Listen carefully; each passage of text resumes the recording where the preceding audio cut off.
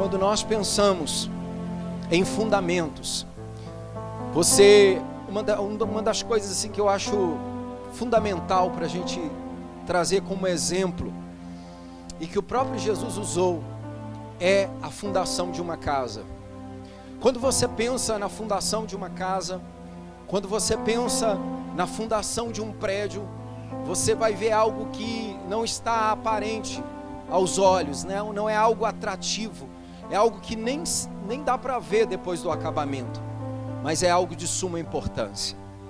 Nós entendemos que fundamentos, eles são aprofundados de acordo com a estrutura que ele vai receber. Então deixa eu te dizer, querido, não espere coisas profundas de Deus vivendo no raso. Não, eu vou repetir. Não fique esperando coisas profundas de Deus se você está vivendo no raso. Querido, as coisas profundas, as coisas preciosas, pergunta para alguém que já teve a experiência de procurar o ouro, e você vai perceber, querido, que ele cavou e continuou cavando. Deixa eu te dizer, as coisas preciosas não estão nos lugares rasos, mas elas estão escondidas nos lugares profundos. Por isso o sábio Salomão disse que se alguém desejar, como alguém deseja a prata e como alguém deseja o ouro, Provérbios capítulo 3, vai encontrar a sabedoria. Porque a Bíblia diz que é com a sabedoria que você edifica a casa. E a palavra edificar, ela tem esse sentido de construir, de trazer fundamento. Então, se você vai colocar um prédio, você vai aprofundar mais os alicerces. E quanto mais andares você for colocar, mais profundo esse alicerce vai descer abaixo da terra. E existe algo que muitas das vezes nós temos desprezados, não temos valorizado nessa nossa caminhada cristã, porque é algo que dá trabalho, é algo que não é fácil, muitas das vezes incomoda a nossa carne, que é você se colocar diante do Senhor, disposto a aprender a sua palavra, disposto a receber a tua palavra.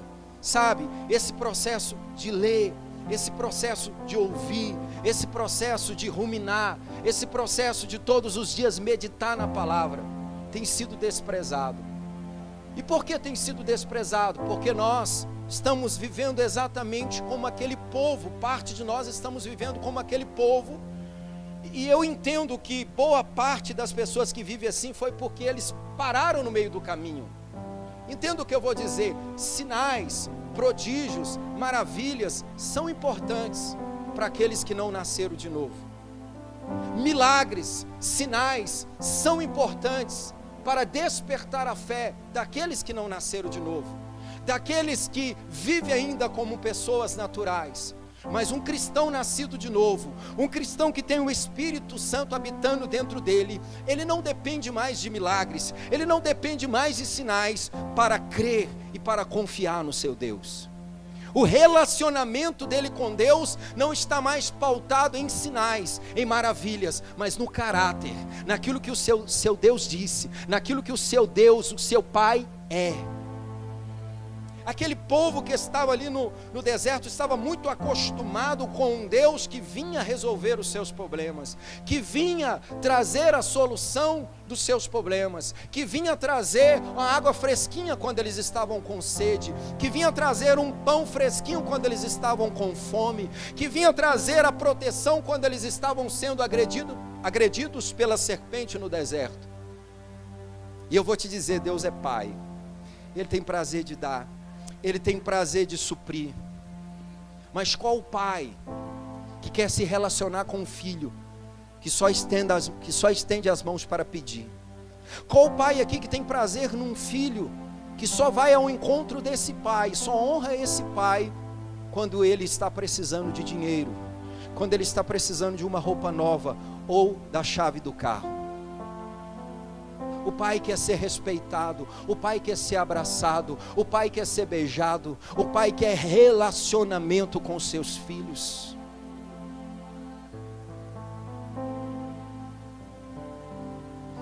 E a Bíblia diz que esse povo pereceu no deserto porque eles não entenderam os caminhos de Deus. Está escrito em Hebreus. E a palavra caminho ali, no original, é modo de operação. E o modo de operação de Deus é a fé. E a fé, querido, ela não está pautada nos 5 sentidos do corpo. Fé não é aquilo que Tomé tentou viver. Se eu ver, se eu colocar meu dedo na ferida dele, então eu vou crer. Fé não está pautada naquilo que você pega, fé não está pautada naquilo que você toca, fé está fundamentada, alicerçada naquilo que Deus disse. E a pergunta que eu quero fazer é: o que Deus disse ao seu respeito? A grande dificuldade dos filhos de se apropriar das promessas e de viver uma vida segundo o propósito de Deus é que elas não sabem o que o seu pai disse ao seu respeito. Nós temos vivido uma fé muitas vezes fragilizada, uma fé baseada em circunstância, porque não estamos firmados, mergulhados na vontade de Deus que é revelada na sua palavra. E quando eu orava pedindo ao Senhor um tema para essas quintas-feiras, Deus trouxe isso ao meu coração: fundamentos da fé. Continue liberando a palavra, continue ensinando e continue orando, porque eu vou derramar chuva. Essas sementes, elas vão alcançar os lugares profundos da terra, elas vão germinar e vão crescer árvores prontas, árvores que vão resistir às dificuldades, às tempestades. Você entende isso, querido? Eu quero que você abra a sua Bíblia em Romanos capítulo 4, versículo 17. Então entenda algo, eu não estou aqui falando e indo contra os sinais. Querido, eu oro para que Deus me use todos os dias e me dê sinais no meu ministério. Eu acredito que o ministério de um homem e de uma mulher de Deus, ele tem que ser pautado em manifestações, em experiências com Deus. O ministério de Jesus foi recheado de sinais e maravilhas, mas o ministério de Jesus foi fundamentado e alicerçado no ensino. Por isso que quando Jesus curava uma pessoa, ele falava: vai porque a tua fé, vai porque a tua fé te salvou. Por isso que quando aquele homem chegou diante de Jesus falando: se tu podes, ele não sabia que Deus podia. Eu te pergunto, você sabe se Deus pode ou não pode? Aquele homem não sabia que Deus podia, e Jesus olhou para ele e falou assim: se tu podes, tudo, diga comigo, tudo é possível aquele que crê. Amém.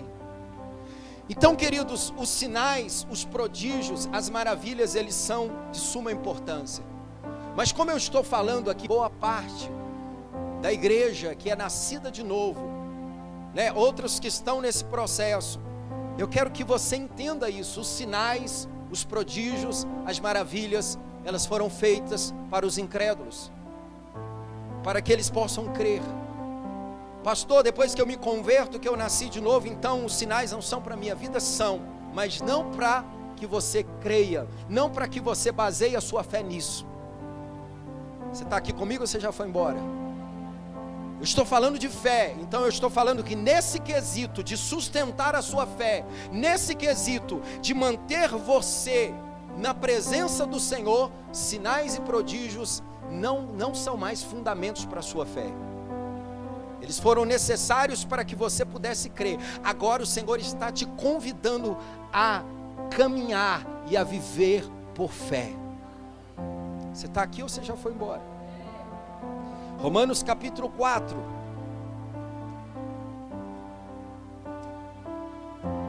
Vamos entender aqui o que Paulo ele fala a respeito de fé. Ele fala no capítulo todo sobre a justificação pela fé. Mas quando chega no versículo 17, que é onde nós vamos ler, tem algo interessante aqui. Aleluia. Como está escrito: eu o constituí pai de muitas nações. Ele é o nosso pai aos olhos de Deus, em quem creu o Deus que dá vida aos mortos e chama à existência as coisas que não existem, como se elas já existissem. Vamos comer isso aqui devagar. Como está escrito: eu te constituí. Olha que coisa tremenda, olha como é que Deus trabalha.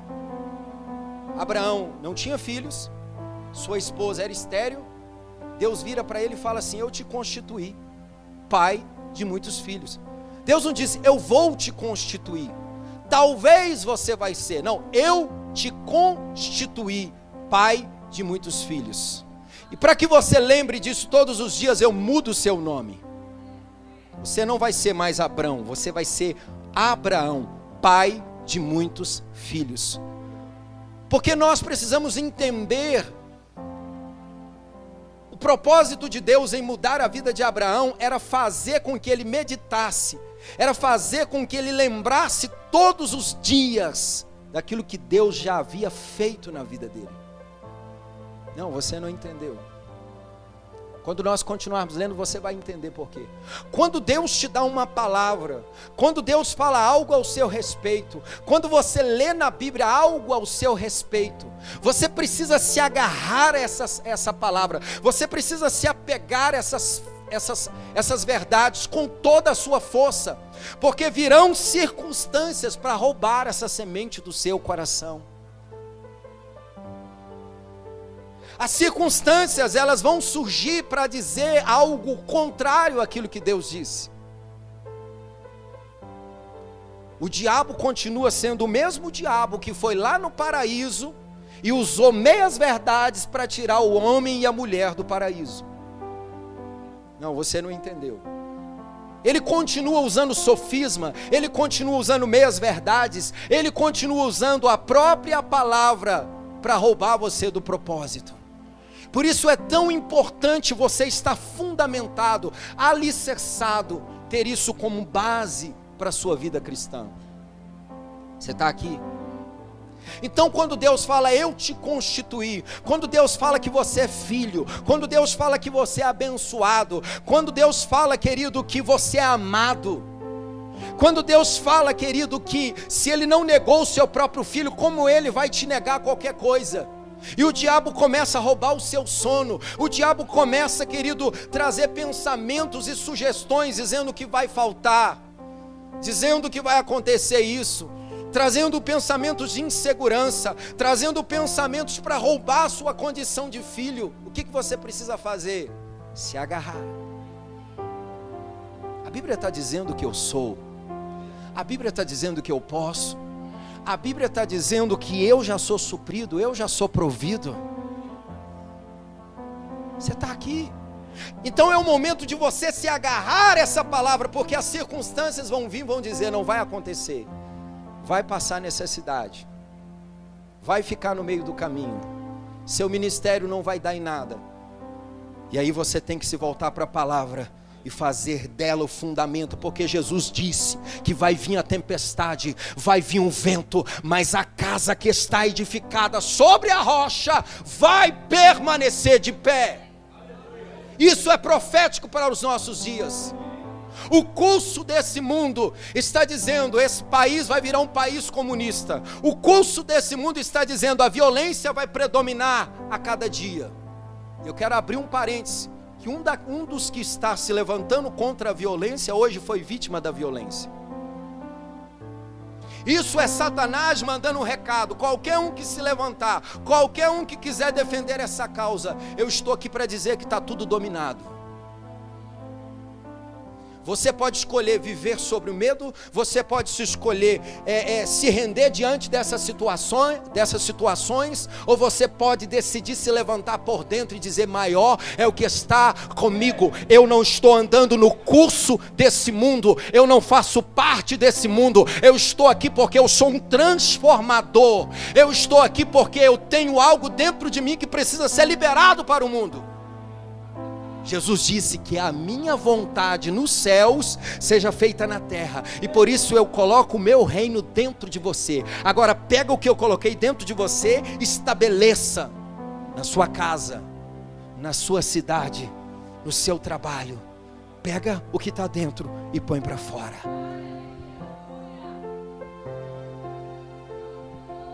Deixa eu dizer algo, queridos, só vai melhorar.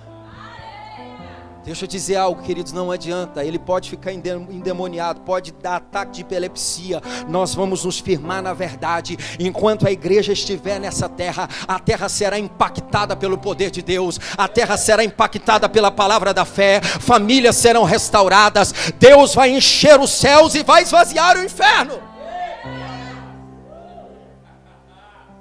Pode fazer guerra psicológica, pode usar os seus adeptos, porque a Bíblia diz em Efésios capítulo 2 que Ele está operando sobre os filhos da desobediência. O que nós temos que fazer? Agarrar essa palavra: Senhor, eu posso parar essa situação porque eu tenho um poder dentro de mim. Eu tenho o Espírito de Deus habitando dentro de mim. Eu tenho a palavra. Eu não consigo transformar o mundo sozinho, mas aonde eu estiver, Satanás não governa, Satanás não domina, a incredulidade não domina, o medo não domina, não domina. Você é um agente de milagres. Antigamente a arca de Deus estava sendo carregada dentro de uma caixa. Hoje não. Hoje não. Por isso que nós precisamos entender João 14. Um dia eu quero pregar aqui sobre João 14.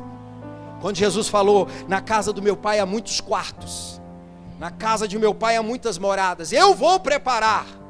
E se eu for e preparar um lugar, eu vou voltar. E eu vou fazer de vocês moradas. Tem muitas pessoas pegando João 14 e está assim: ah, Jesus está falando do céu, Ele vai me levar para o céu, e quando eu chegar no céu eu vou ter um quarto, uma casa no céu. Jesus estava falando: hoje eu sou a habitação do Pai, e hoje somente eu tenho condição de ser a habitação do Pai, porque todos vocês são pecadores. Mas quando eu for e justificar vocês na cruz, eu vou levar o sacrifício para o Pai, e eu vou voltar e vou fazer de vocês todos morada e habitação de Deus. Não, você não entendeu. Já se cumpriu.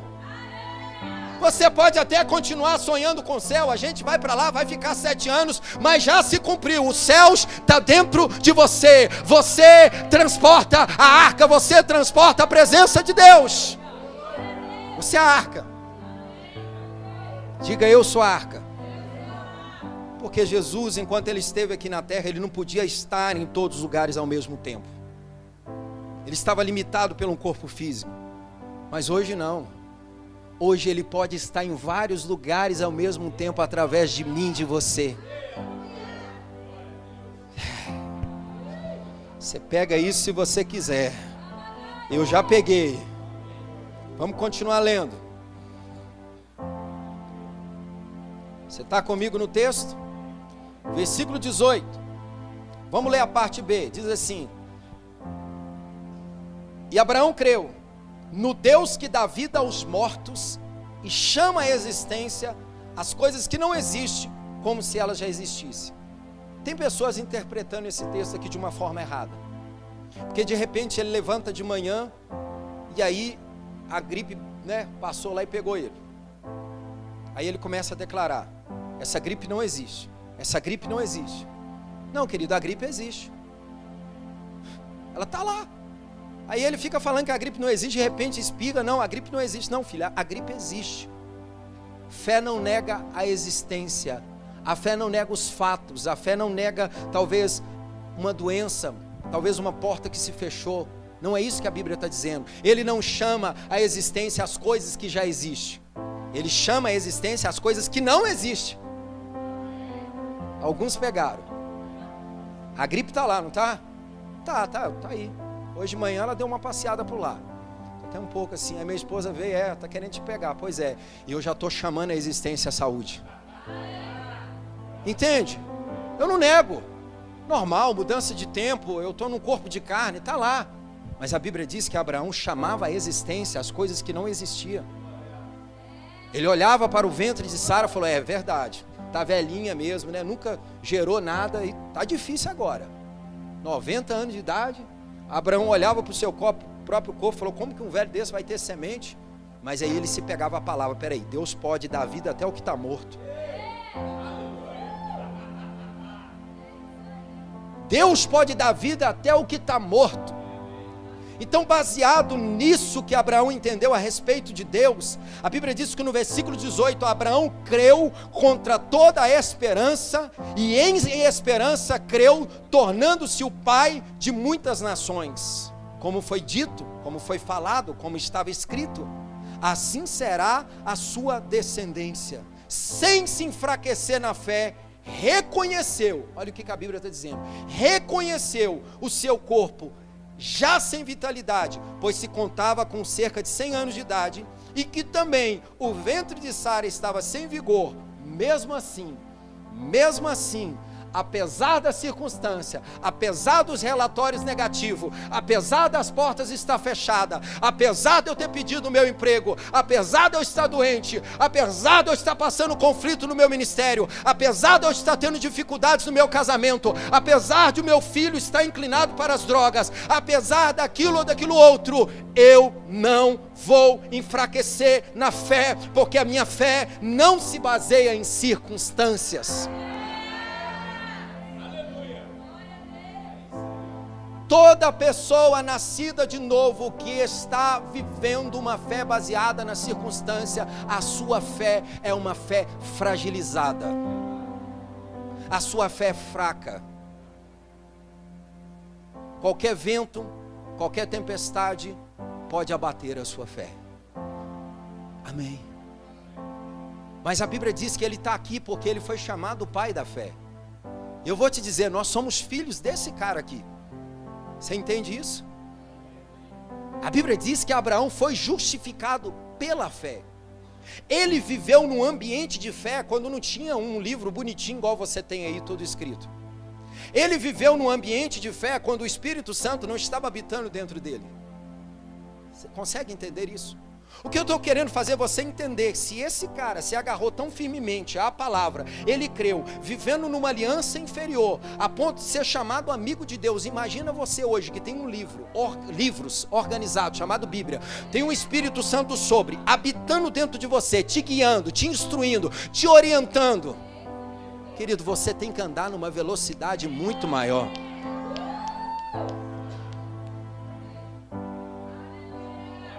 Você está aqui. A Bíblia diz que ele não se enfraqueceu. Por que a fé de Abraão não foi uma fé fraca? Porque ele decidiu, ele lutou com a sua carne, ele lutou com a sua alma e falou, eu não vou basear a minha fé em circunstância. Talvez você lê o texto, você acha que foi facinho para Abraão, mas não foi. Deus deu a promessa para ele quando ele tinha 70 anos. As coisas começaram a acontecer na vida de Abraão. Ele começou a frutificar. Ele começou a ver coisas, notórias, que Deus realmente estava abençoando ele num tempo em que a terra estava amaldiçoada. Vale você entender isso. Abraão estava andando no lugar da bênção num tempo em que a terra estava amaldiçoada. Num tempo em que os nossos pais, Adão e Eva, haviam perdido o ambiente. Deus falou assim, por sua causa a terra é maldita. Abraão estava prosperando, Abraão estava fazendo a diferença. Por quê? Porque Deus falou, eu vou te abençoar. Eu vou acender a luz sobre você. Todos que olhar para você vai perceber e vai ver que em você há uma diferença. Você entende isso? Mas a Bíblia disse que o ápice do cumprimento de tudo que Deus ia fazer na vida de Abraão, nele e por ele, estava em ele ter o filho. E isso, querido, levou um tempo. Deus já estava construindo isso. Só que nesse período, o que Abraão faz? Ele faz o que muitas das vezes eu faço. Ainda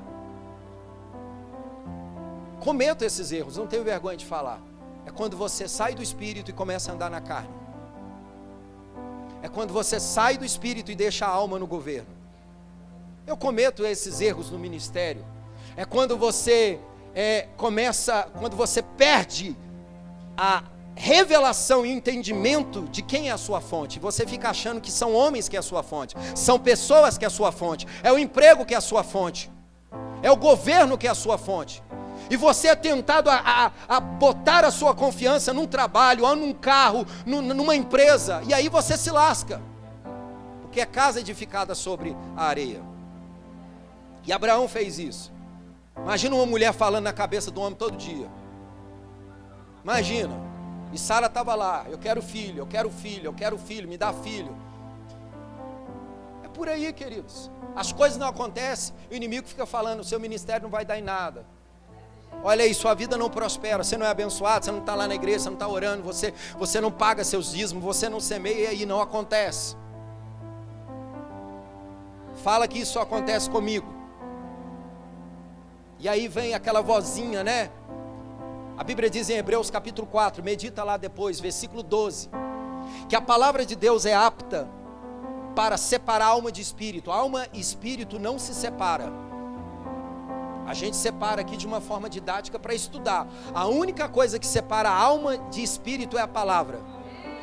Mas continua lendo, a Bíblia diz que a palavra de Deus é apta, penetra a ponto de dividir a alma de espírito. Para quê? Para você entender o que é intenção do coração e o que são pensamentos.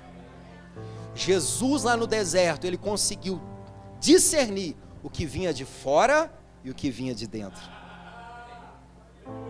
O que vinha de fora era o diabo falando, transforma pedras em pães. O que vinha de dentro era, nem só de pão viverá o homem, mas de toda a palavra que procede da boca de Deus. Todos os dias essa voz vai vir. Por isso que a Bíblia é enfática.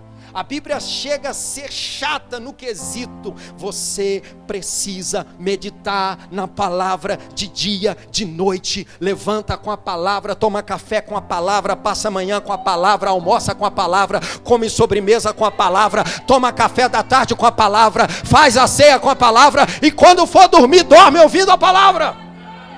Pastor, mas o meu corpo vai estar dormindo, mas o seu espírito não dorme.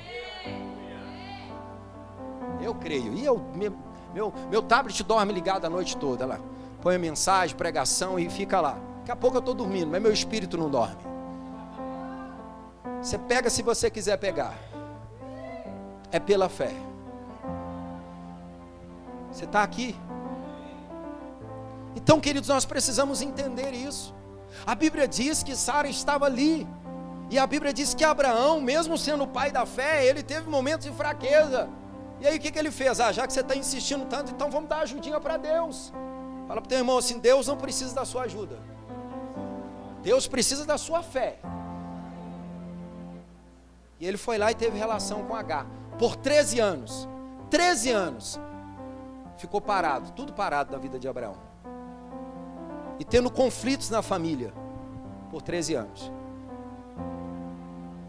Mas a Bíblia diz, querido, que Abraão, passou esse momento, se fortaleceu no Senhor, e a Bíblia diz que Deus se apresenta novamente para ele, depois você vai ler, e aí ele se agarra, se firma, percebe que não tinha jeito.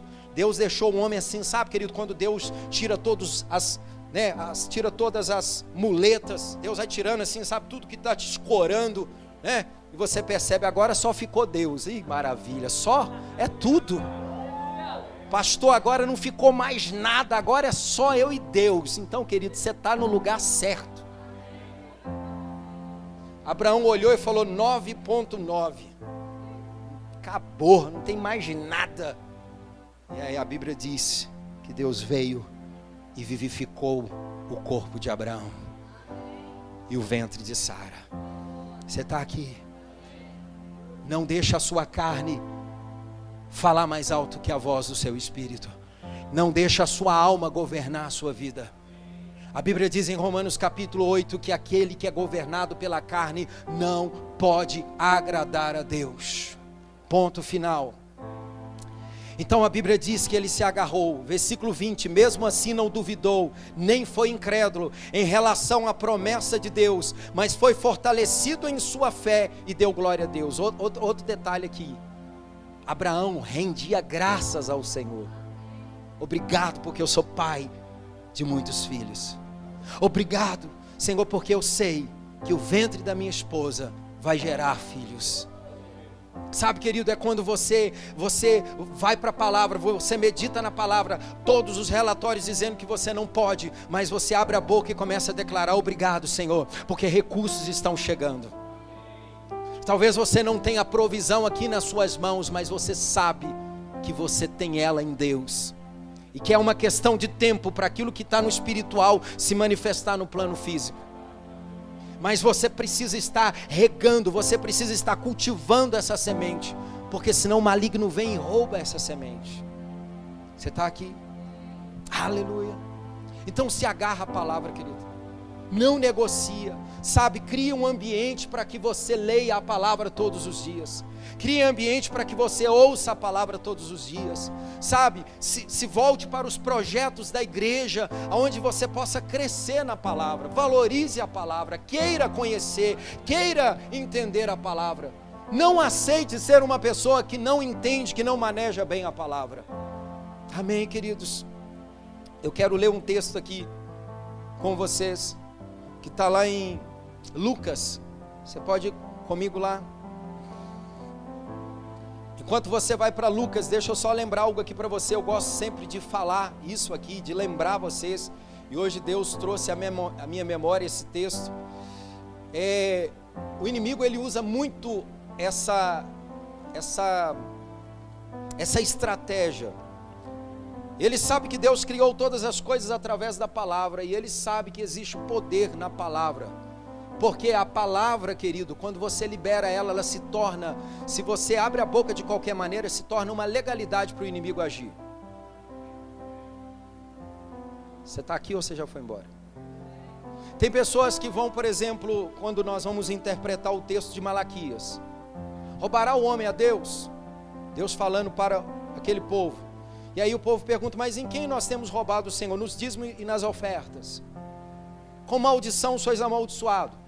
Aí o cristão da nova aliança já se apega à palavra de Gálatas, fala: não, em Cristo eu sou abençoado. Isso é uma verdade, você não está errado. Só que quando você quebra o princípio e você entra em desobediência, você está no lugar onde o inimigo tem legalidade. Que você é abençoado é um fato, que a sua bênção está condicionada a Cristo é um fato. Agora, que a legalidade é um espaço para o diabo entrar em áreas da sua vida, é uma verdade. Ficou um silêncio agora. Quando você estaciona o carro em um local proibido, e você chega lá, tem uma plaquinha: seu carro foi rebocado. Você agora estende as mãos e fala: Deus, eu sou abençoado, por que o Senhor não está cuidando de mim?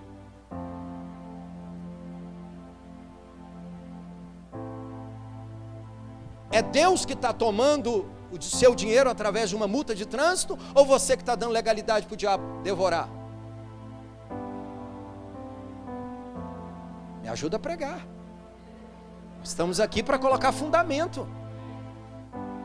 Eu tomei 2 multas há 2 anos atrás, em espaço de 1 hora. Estacionei num lugar proibido, tomei uma multa. Depois fui pegar minha filha na escola, estacionei novamente. Em outras palavras, diz assim: filho, você não aprende mesmo, hein? Você paga para ver mesmo, né? Então vai pagando para ver. Você está vivendo um mundo caído. Você está vivendo, diga: eu estou vivendo um mundo caído. Você não é intocável.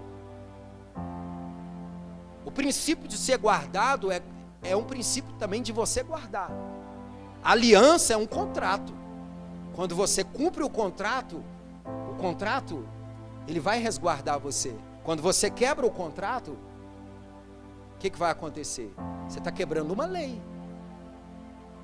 E a fé é uma lei. Diga comigo: a fé é uma lei. A Bíblia diz no livro de Romanos que a fé é uma lei. E quando você quebra o princípio da fé, que está pautada naquilo que Deus diz, você abre um precedente para o mal entrar. Existe uma lei, né? regendo ali todo o princípio da engenharia elétrica. Então tem uma tomada ali que é de 220. E se você sabe que se você colocar a sua televisão ali de 110, sem mudar a voltagem, o que vai acontecer? Fumacinha. E aí você vai lá, quebra aquela lei e coloca. O que acontece? Queima a televisão. É Deus que está deixando de te abençoar? É você que está quebrando a lei. Você está aqui? Deus é bom, diga, eu estou crescendo.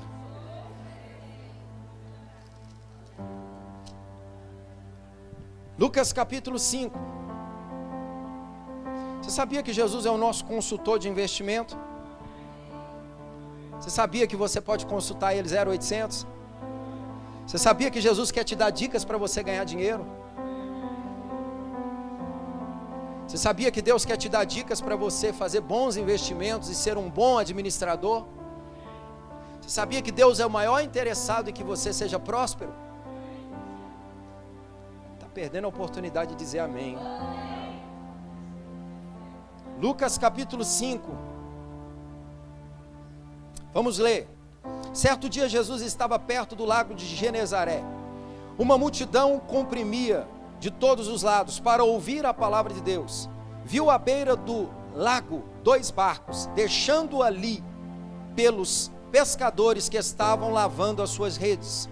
Entrou num dos barcos, o que pertencia a Simão, e pediu-lhe que se afastasse um pouco da praia. Então sentou-se e do barco ensinava ao povo.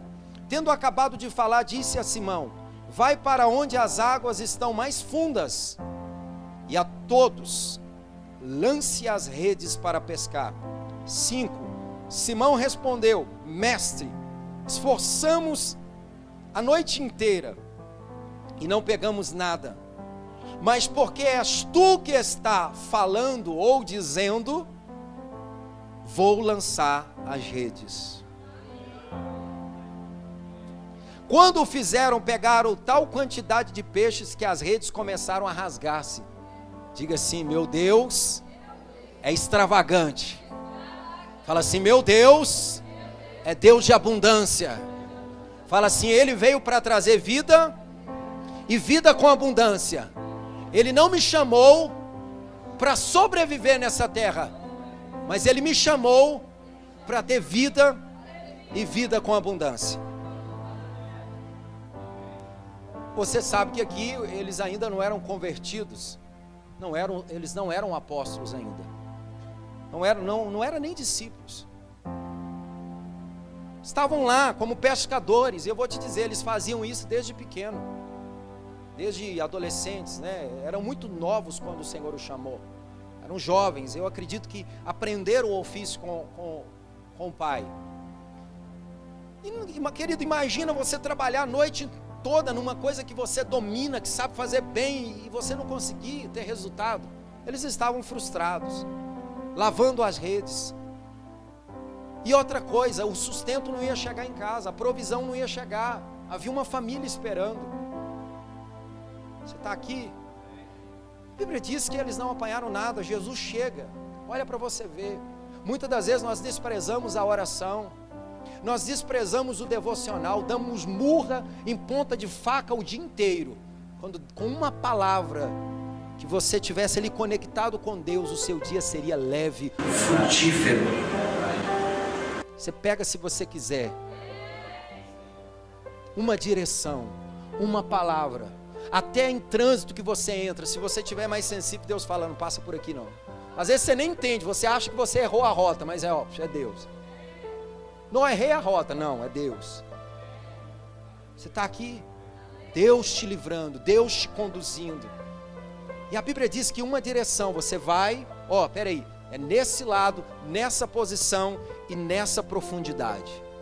Senhor, nós trabalhamos a noite toda, mas porque o Senhor está falando, porque está escrito, eu vou rasgar todos os relatórios negativos, eu vou esquecer o que a mídia está falando e vou me apegar à sua palavra. Não, você não entendeu. Ele diz: porque o Senhor está falando, eu vou fazer. E a Bíblia diz que ele fez, e ele não conseguia puxar, a rede estava rasgando, porque o nosso Deus é extravagante.